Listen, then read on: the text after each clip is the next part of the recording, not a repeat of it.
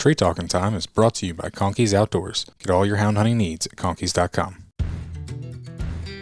Welcome to Tree Talking Time, where we talk all things tree dogs, from the smallest feists to the largest hounds, treating squirrels to bears and everything in between. And from time to time, we might even run a little fast game.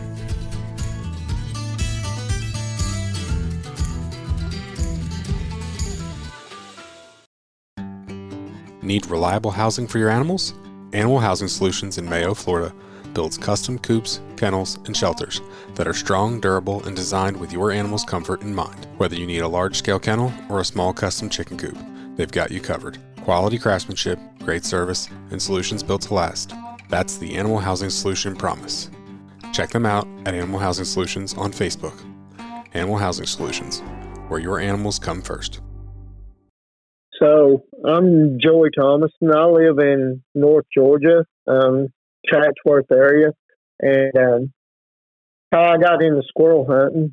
I was in South Georgia deer hunting, and a guy named Brian Mills came up with a squirrel dog, and I went hunting with a squirrel dog. And needless to say, I didn't hunt the rest of the weekend deer hunting. I stayed with that dog. And she was unreal. Her name was Molly, and I don't know. I ate all this, and we killed probably 150 squirrels in 2 days, probably, give or take some. You know, by the time I ate all this, we had a mess of squirrels apiece. So it was a pretty cool hunt. And I said, one of these days, I'm going to have me one of these Feist dogs. And my son played tennis then, and I waited till he got out of tennis and went out of high school, and I started looking for a Feist. And a guy named Raymond Pratt up in Dunlap, Tennessee, posted some pups, and I kept hearing Atomic dogs, and I said, I didn't know even what Atomic was, and I'm like, well, he posted 5 pups, and I messaged him, and he finally called me back in 45 minutes. I had 5 pups, and I wanted a female, and every one of them was gone except for a tri-colored male and a red male. And I said, well, I'll take the black male. And I was so excited about it, and it roughed on there. And 6 weeks went by, and I went and picked the dog up, and I fell in love with him. And Raymond was dying at the time. He's dead now, but he was dying of brain cancer. And he's selling these pups to help with his medical bill. Jeez. It's awful. And he lived, I don't know, being probably a year and a half after I got Jack. And I would call him, and he'd tell me how to train Jack and stuff. But actually, Jack trained me how to squirrel hunt. Mm-hmm. He started training early, like 4 months old. He got his first squirrel, and by 9 months, I was getting pretty good being squirrels with him when we go out. At least a eating mess, and he just ended up being a super cool dog, and never did really think about competition hunting. And I got invited to Earl Reynolds' memorial hunt, and I ended up winning the cast and getting the trophy with him. He was about 14 months old. Nice. And then I went to Feist Days right after that. And he got 10th at Feist Days. He's about around 14, 15 months old around Feist Days. And I was like, man, this is fun. And, I want to keep doing it. And I seen where Jack had booster blood in him, right? So I called Todd and started asking him about these dogs. And Todd invited me to Tennessee hunt, which was coming right up. And he's like, I want you to come and hunt with us. And I'm like, well, I'll come on up and hunt. One second. So for anyone listening, that's Todd Coles that has the booster dogs, and Todd's been on the podcast a few times. Yeah, so me and Todd hit it off. I got over there and I drew Marty Brown on the first cast, Marty and James Day, and James had Banjo, which was Todd's dog, and I remember Marty had Scooter, and we went on a tire. I mean, we was treeing squirrels left and right, and I watched that little Scooter dog win by a second tree. He beat James by a second tree, and he won the whole hunt that morning. And I was just super excited about the ATFA. I mean, they treated me like family when I walked through the door, and I had so much fun that morning. I'm like, this can't get no funner. You know, I'm just like, man, this is fun. So I remember that evening. I mean, I always wanted to hunt with Marty, and I always wanted to hunt with Todd because I kept hearing about these dogs, and I drew Todd out. And I remember we got to where he was going, and he got this Brindle dog out, and he was just intimidating looking. He got Boss out of the box, and I'm like, oh my Lord, what have I got myself into here, you know? and we turned him loose, and I had a 2 squirrel jump on him, and my adrenaline was pumping. And in the last 15 minutes, Boss just put it on us. And I remember Boss won that evening, and I got third. And man, it's just such a rush hunting like that with those guys, and I've been hooked with ever since. And I found my home with ATFA, and man, I can't say enough about them. I met so many friends with them, and it's something else. Now, how long ago was that? It's been a good ride. I'm coming up on my 5th year this year with ATFA. Okay. So that was 21, 22 maybe. Now, before you went on that squirrel hunt a couple years ago, had you ever hunted with any sort of tree dogs or anything, even growing up? I coon hunted. Okay. I coon hunted from the time I was, 14 till I got 19. I had to start work and all that, and I didn't have time to go. But I had an old man named Clyde Parker take me, and man, we had so much fun. And I went a long time before I got back in the dog world, and these Feist just won my heart over. Yeah. I just love them. Well, it wasn't like it was a brand new thing. It was, you were primed a long time ago, coon hunting all them years ago, and then you go out there with that squirrel dog, and it's like just reignited that fire. Yeah, it did. It started a fire in me, and man, if I didn't have to work, that squirrel hunting's all I'd think about. It's just, and I end up later on, I'm like, I'm just going to concentrate on Jack, and I'm not going to have any other dogs. And Todd got talking to me one day.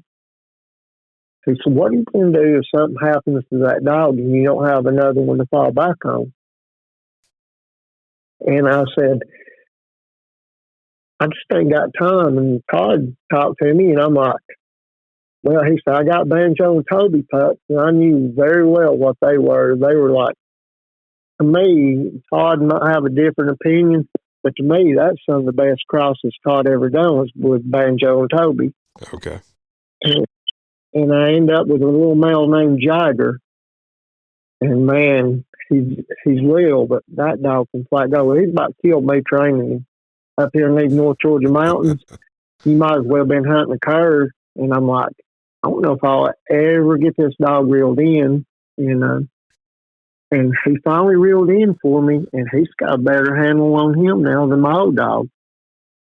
And he's turning into a super little dog for me. And I love the booster dogs, and which I get to hunt with, and my mainly hunt with the Crossfire boys, Marty Brown and them, because I live so close. But I like my little Brindle dog, and I like my Atomic dog, and I'm tickled to death with them. They made NKC champion. Jack made NKC champion last year. We have a small hunt the Crossfire boys put on up here in Kimball, Tennessee, and then Jagger won it this year. And when he got in KC champion, so I made both of them in KC champions, Nice. and that tickled me to death. The ATFA championship with Jack eluded me a bunch. I've got, I don't know, 11 plaques in ATFA, but we can't seem to close the gap. And Todd's like, it comes in time when it works out for you, things fall in place. But man, it's been fun. I like to champion Jack out, but it's hard winning against 25 good dogs. Oh yeah. And ATFA has been drawing some numbers, that's for sure. Yeah, the format's pretty cool, and you when you leave a cast, you see which one the best squirrel dog is, you know, and you get a lot of help in ATFA too, finding squirrels, and it ended up being my home as far as competition goes. I can't wait to see those guys. A lot of people make it about the dogs, and it is, but man, I just can't wait to get to see everybody. And yeah, been awesome.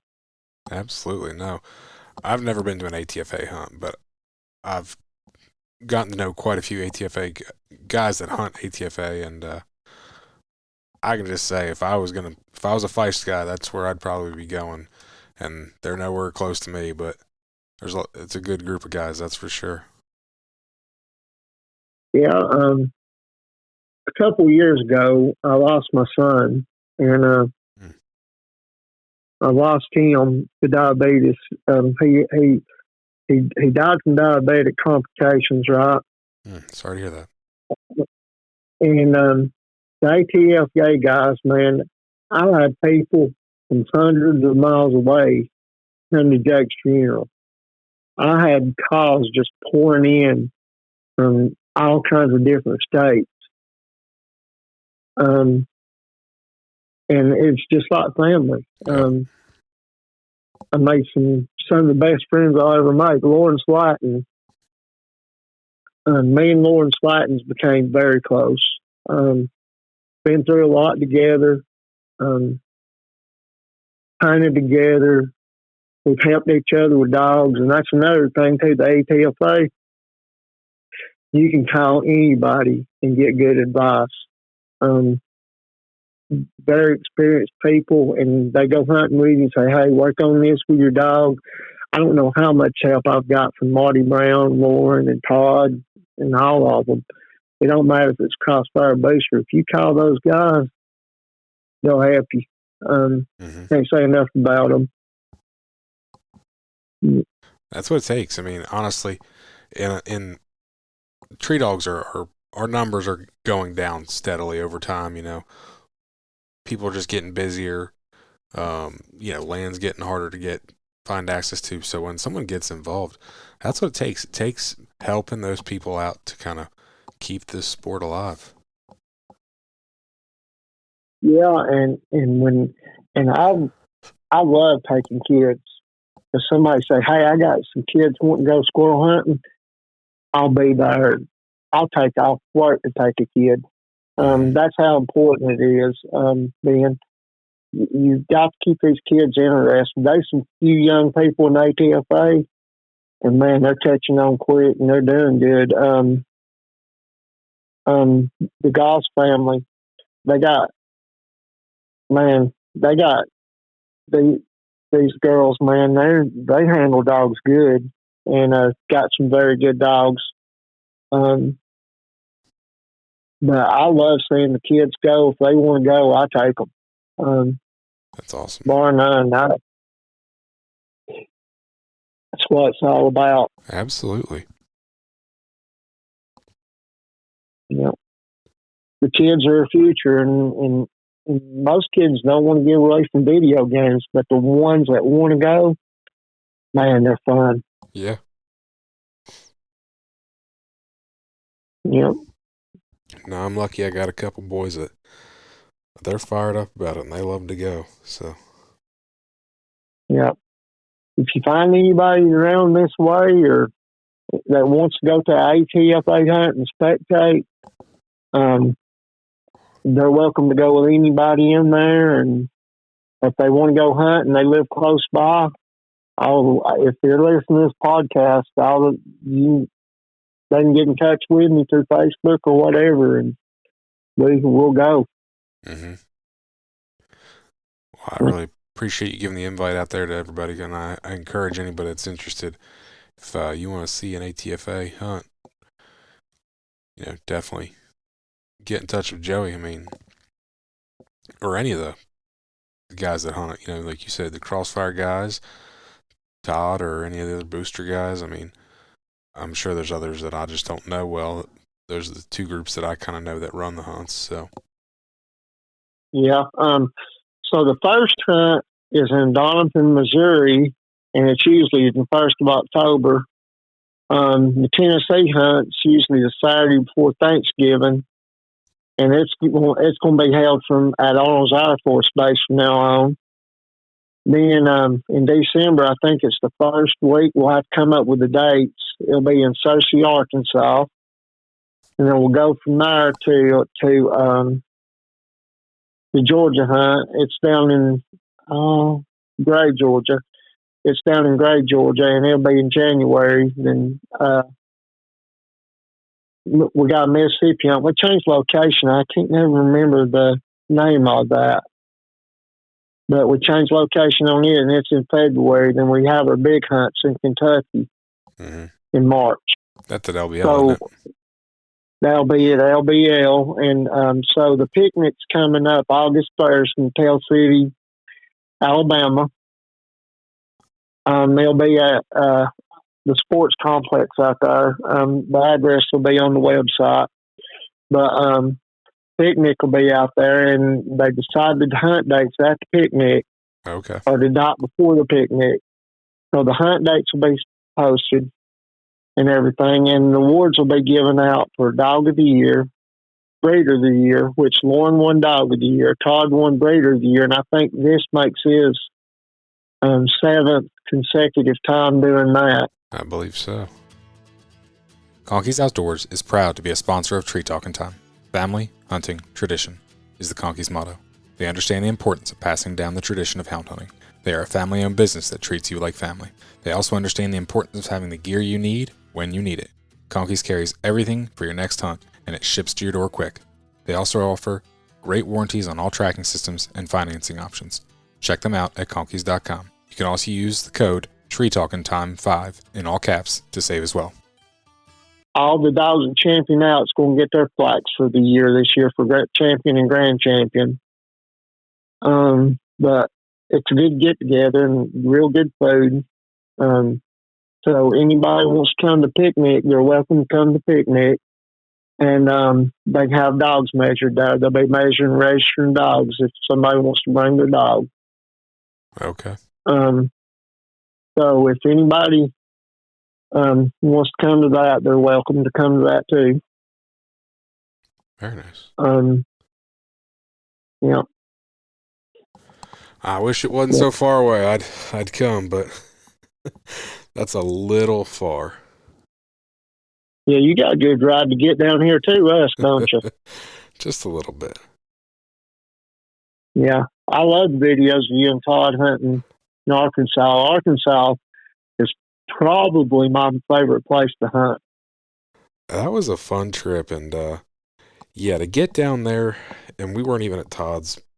I was hunting, right there around Searcy, where you guys have that ATFA hunt, and that was about 16 hours from my house. So it's a little bit of a ride. Man. Yeah, I like the flatland. It's a change of pace for me, me being up in these mountains. A little bit harder to train dogs here than it is. Todd's got a whole lot easier time than me, but training dogs, he's got the squirrels in the flatland. You can get to them pretty quick, but you gotta have squirrels and dogs that want to do it, to get them trained in the time. But getting back to Jack, he's the one. He taught me more about squirrel hunting than anything. He ended up being a fine dog for me. He turned 5 in April. Man, he's been a super dog for me. That's awesome. I wish Yep. I could have say the same thing, that my first dog was a great one, but unfortunately it took me a few to get one that worked out. So, Ben, I will say this. I got lucky with Jack because Raymond knew what he was doing, and it was just a pick and a poke because I didn't know what I was doing. Mm-hmm. And then I ended up knowing Todd. I mean, you sort of go with odds, right? And people know what they're doing. And I encourage that. I encourage, if you're wanting to get into it, get with people who know what they're doing, whether it's Todd or whether it's Marty Brown. Go with those dogs, and they got the traits you like. Start talking to them and be patient and get the dog you want. These guys know what they're doing, and I take a lot of advice from them. I'm lucky to have two good dogs, and that's the only two I've ever had. I'm blessed to have them. Absolutely. Now, you definitely lucked out / did your homework and did it the smart way. So yeah. Jeff Cobble's another guy, man. Think the world of him. Me and Jeff, we're pretty tight. Share a lot, hunted together. And my heart goes out to him because he lost Copper a while back. Yeah, I did see that. It's been hard, and I ain't lost one of mine yet, but I can't imagine because my dogs stay. A lot of people don't agree with that either. Like, my dogs stay in the house with me. Hey, it works for a lot more people these days. I know it used to be taboo and a lot of people didn't do it, and I understand there's a lot of people that still don't do it, but there's a lot of guys out there that keep them in the house and have good luck with it. I mean, when I grab my shotgun, Ben, those two dogs will run to the door, and I open the door, and they'll go stand at the truck door waiting for that truck door to open. Mm-hmm. It's like a light switch flip. When they're in the house, they're pets. When we go hunting, they're serious. And they're more than hunting dogs to me. They're companions. Yeah. Think the world of them. That's awesome. Yes, sir. Well, I definitely want to hear a couple good stories about hunting with these two.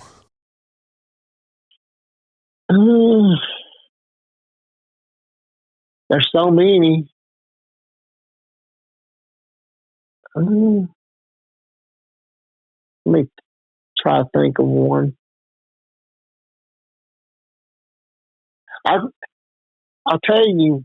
Let me talk about competition hunting for a minute. Yeah. And I've yet to beat Todd Coates and kill him. Right. So I draw him over there, Arkansas, and he had Toby, which was my dog's that sire, right? Mm-hmm.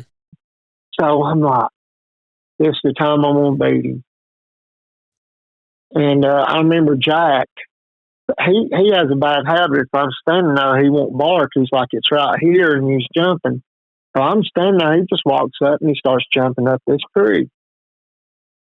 And I'm like, bark, just bark, and he wouldn't do it. And there was a vine going right up through the nest. And I'm like, if he barked, and it put me in the lead with Todd too. This killed me.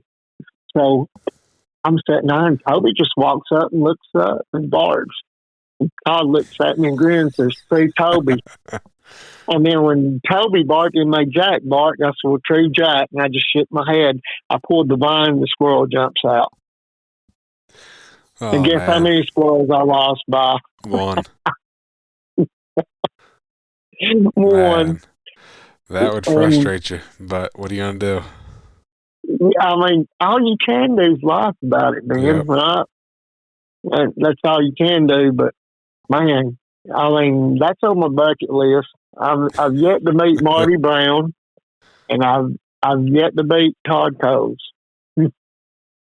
That's funny. And man, It is, and it gives me something to shoot for, you know. Absolutely. Jack, me and Jack don't get break. We have to grind, you know, and stuff. But Jack, man, he for 5 years old, he's turned into an awesome dog for me. Couldn't ask for a better one. Jagger's right behind him. Jagger's actually got more drive than Jack. He'll for a little dog, he can flat go. Mm-hmm. I'm tickled with him too, and I'm looking forward to see what he does in ATFA. I've hunted him, I think, twice in ATFA just to give Jack a break, and he's not placed yet, but he come close once, and he made a splash on his first hunt. So I'm excited to see what he turns into in this coming up season. Well, good. Wish you the best of luck. Planning on staying at Booster Fest. Planning on staying out there hunting at Booster Fest with him this year. Yeah. 2 years ago, I guess, when I went out to Arkansas and hunted with Todd, I was a week early for Booster Fest. Yeah, wasn't that weird? That was a weird year in Arkansas there, where you know, I was used to going down and just treeing a bunch of squirrels on competition and hunting and getting a bunch of squirrels, you know. And that year, there's something with the acorn crop around. I don't know what happened, but squirrels were scarce around there. Yeah. I don't know if it was flooding or drought or whatever, but man, it was tough that year. And I think it was the same year you was there too, if I'm not mistaken. Yep. We had a weirdest hunting, that's for sure. I've never seen anything like that in Arkansas. Well, I hope if I go back, it's not quite the same, because now we had one good day. Don't get me wrong, but a couple other days were a little rougher. Oh yeah, that was definitely a weird time that year. Mm-hmm. But usually it's not like that. Then usually it's just one tree after the other. I've never seen squirrel woods like that in my life, but you know, that's what they told me. I had a good time. They told me it was usually just a bunch of squirrels, and I'm like, okay, if you guys say so. So I'm seeing lots of empty trees or big trees and can't find squirrels. Yeah, and they were denning up bad too. They were denning up and getting holes, and man, it's tough competition. I bet. I think that evening when Toby beat me and Jack, I think Todd got second, and I can't remember if he had 700 something, and I had 500 and something. I can't really remember. It was somewhere around that. He beat me by one squirrel, but I didn't think we'd do that good where we went. Mm-hmm. And we had a good evening that evening. We got in a pocket of squirrels, and both dogs put on a show right there in that pocket. Yeah. So, it was crazy how all them squirrels was close together and they wasn't nothing around it. We just lucked up and the dogs ended up in the right place. I don't know if it was instinct for them or we just lucked up, but we had a good cast that evening. That's awesome. But that morning, I remember going on the hunt with me and Lauren Slighting dog, and who else was it? Another guy that had one of Cobble's dogs. And we got out, and Lauren was hunting Cowboy, Marty's dog. And if you'd have told me we would trade a squirrel in Arkansas that morning, I'd have bet the house that you were crazy, and I would have lost. We didn't see a squirrel. Jeez. I believe it, though, because we had a couple mornings that were tough, so. Yeah, it was definitely tough, but it's usually not like that, and we had a good time. Yep. I've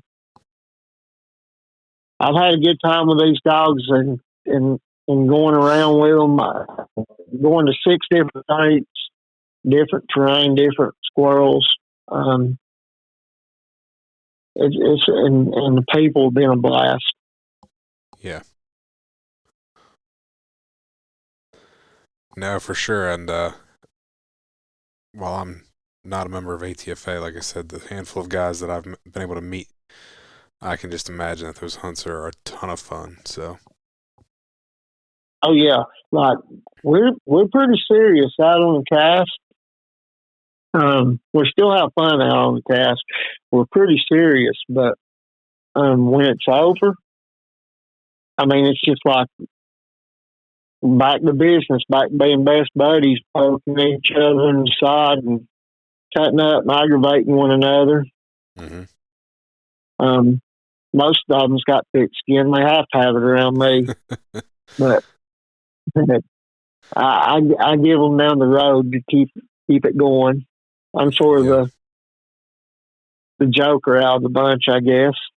Mm-hmm. I mean, we all poke fun at one another. Oh, I'm sure. About their dogs and the whole thing. Oh, yeah. So. Yep. But, yeah, Jack and Jagger, they're doing really, really good. And probably what really got me wanting Jagger was Banjo. Mm-hmm. Banjo had to go. She still got to go. And to me, that's my favorite dog Todd's got. And when he told me about, he said, I got Jagger from him. You know, he taught me into getting Jagger. And man, that's one of the best decisions I made. There's something about that Toby Banjo cross. Those dogs end up unreal. Mm-hmm. Peggy Sue, Jack and Peggy Sue had some of the best cast. I remember Chuck Poo was handling Peggy Sue. Yeah. And man, it'd go back and forth. I beat her, she beat me. I beat her.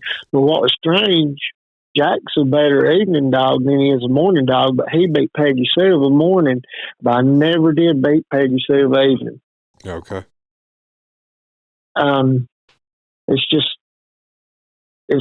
They're different dogs. Yeah. But I thought Jack was a good evening dog till I seen Peggy Sue roll. But then if you start grubbing, Jack might get her. But man, Peggy Sue, she can get pretty. Yes, she can. I had the pleasure of hunting with Peggy Sue. Well, Peggy Sue's Jagger's sister, Okay. and then Fiddle is Jagger's sister, and then you got Fiddle, fun with Toby. Yeah, Fiddle, Toby, Major down in South Georgia. He's Jagger's brother from another leader. Taylor Farrow's got him, and he's an awesome dog. But Banjo, I love that dog. I've loved her. Time I got to go with her that first hunt when James Day was handling her. Nice. Well, it definitely sounds like you found your home in the ATFA, and you found the dogs that you really like. That's for sure. Oh yeah, I've definitely got my style of dog. With these two, and they're fast. They get treed fast. They're usually pretty accurate unless they get in the hole and stuff. The squirrel's usually there. It's just a matter if I can find it or not. Okay. They're a whole lot better than I am. They're a whole lot better than I am. I understand. But yeah. Well, you got anything else, Joey? I think I'm good, Ben, unless you got any more questions for me out most of the time. I really appreciate it. And I do have to say thank you very much. I appreciate you writing the articles for the ATFA for Full Cry.